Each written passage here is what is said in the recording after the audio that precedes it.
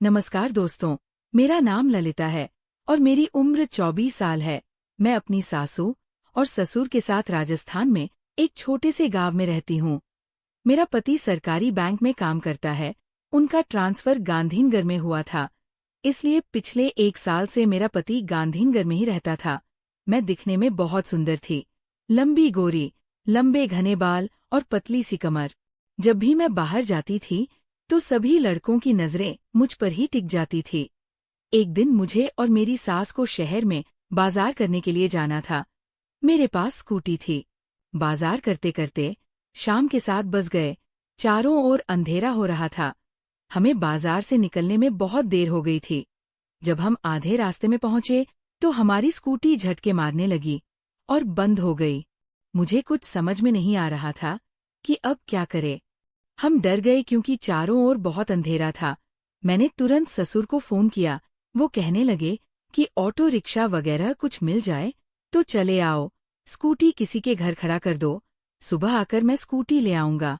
यहाँ से घर 15-17 किलोमीटर दूर था। सड़क पर कुछ भी नहीं दिखाई दे रहा था। कुछ समय इंतजार करने के बाद हमें दूर से एक आती हुई गाड़ी की लाइट दिखाई दी। सासू माँ ने गाड़ी को हाथ दिया। वो गाड़ी रुक गई। वो गाड़ी सामान ले जाने का छोटा डमडम, मतलब वही गाड़ी जिसे हम लोग छोटा हाथी भी कहते हैं। सासू माँ ने उसे लिफ्ट देने के लिए पूछा, लेकिन ड्राइवर ने कहा कि मुझे दूसरी जगह जाना है। तब सासू माँ ने उसे ज्यादा पैसे देने की बात की तो वो ड्राइवर तैयार हो गया। ड्राइवर 28 से 30 साल का था। वो देखने में बहुत हैंडसम और हट्टा-कट्टा था। उसने रिक्शे से एक लंबी लकड़ी निकाली और स्कूटी को डमडम में चढ़ाकर उसे पीछे बांध दिया।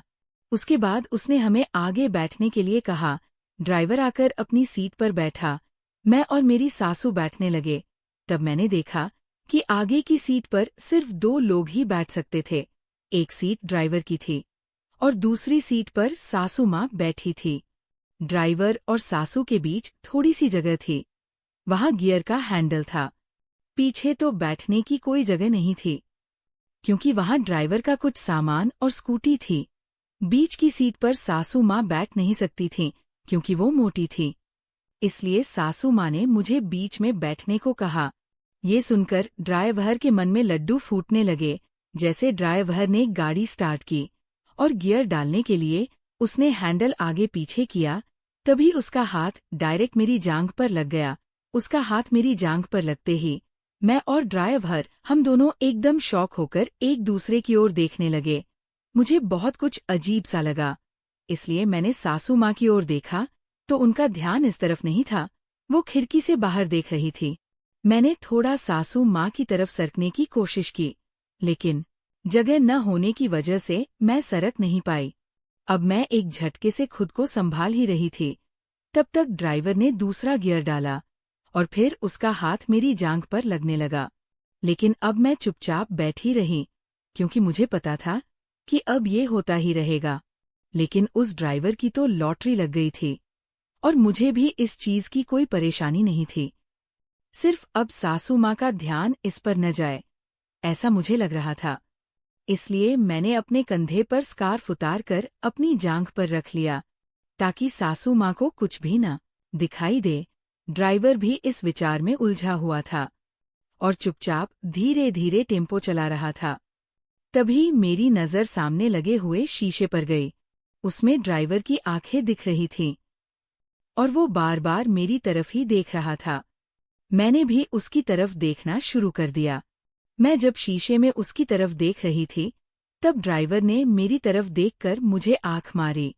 ये देखकर मैं शर्मा गई और हल्के से मुस्कुरा दी। अब उसकी हिम्मत ज्यादा बढ़ गई और उसने गियर पर हाथ रखकर जानबूझकर वो हाथ मेरी जांघ पर घसीटना शुरू कर दिया।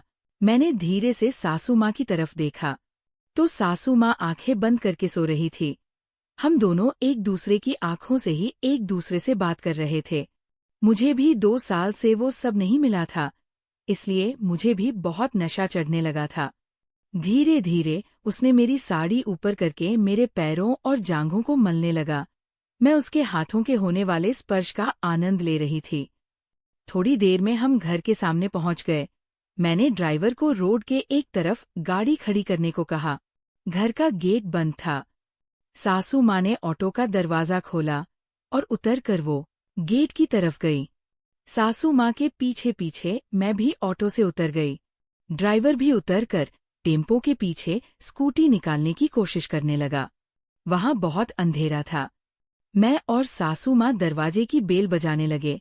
तब तक मुझे पीछे ड्राइवर की आवाज आई, मैडम जरा स्कूटी निकालने में मदद करेंगी क्या? यहाँ बहुत अंधेरा है। तब मैंने सासू माँ से कहा, माँ जी, आप यहीं रुको, मैं ड्राइवर को स्कूटी निकालने में मदद करती हूँ। और मैं ऑटो के पीछे गई। अंधेरे का फायदा उठाकर ड्राइवर ने मुझे पकड़ लिया और मुझसे प्यार करने लगा।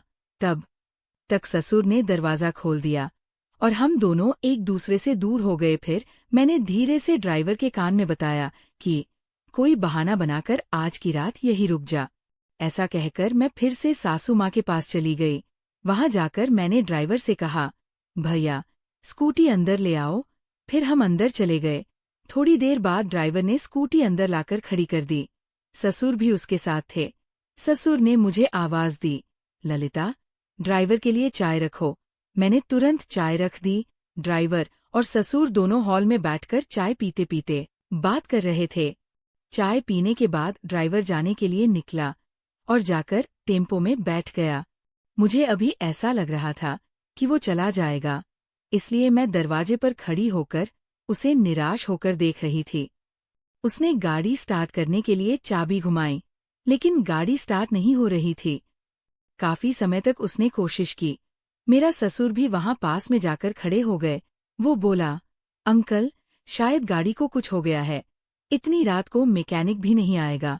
कल सुबह मैकेनिक को लेकर आता हूँ और गाड़ी ठीक करवा कर ले जाता हूँ। आज की एक रात मैं यहीं टेम्पो में सो जाता हूँ। मुझे बस सिर्फ एक चादर दे दो। तब मेरे ससुर ने उसे कहा, अरे भैया, तुम टेम्पो में क्यों सोओगे? हमारे घर के पीछे शेड में थोड़ी जगह है, वहां तुम टेम्पो लगाओ। बाजू में तुम्हें बिस्तर डाल देते हैं, वहां सो जाओ। ये सुनकर ड्राइवर खुश हो गया और यहाँ मैं भी खुश हो गई। ड्राइवर ने शेड में टेम्पो लगा दी। ससुर ने मुझे ड्राइवर का भी खाना बनाने को कहा। मैंने हम सबका खाना बना लिया। ससुर ने ड्राइवर को अंदर खाने के लिए बुलाया। हम सब मिलकर खाना खाने लगे। तब मेरी और ड्राइवर की नजरें एक दूसरे की ओर बार बार जा रही थी। खाना खत्म होने के बाद ड्राइवर शेड में सोने के लिए जाने लगा। मैं भी किचन का सारा काम खत्म करके अपनी रूम में चली आई और सास-ससुर सोने का इंतजार करने लगी। तब तक मैंने सोचा, चलो थोड़ी देर अपने पति से बात करती हूँ। फिर मैं अपने पति को फोन करके बात करने लगी। रात के 12 बज चुके थे। मैं अपने कमरे से बाहर आई। सास-ससुर के कमरे की लाइट बंद थी। मैंने धीरे से खिड़की से अंदर देखा। उन दोनों को गहरी नींद लग गई थी।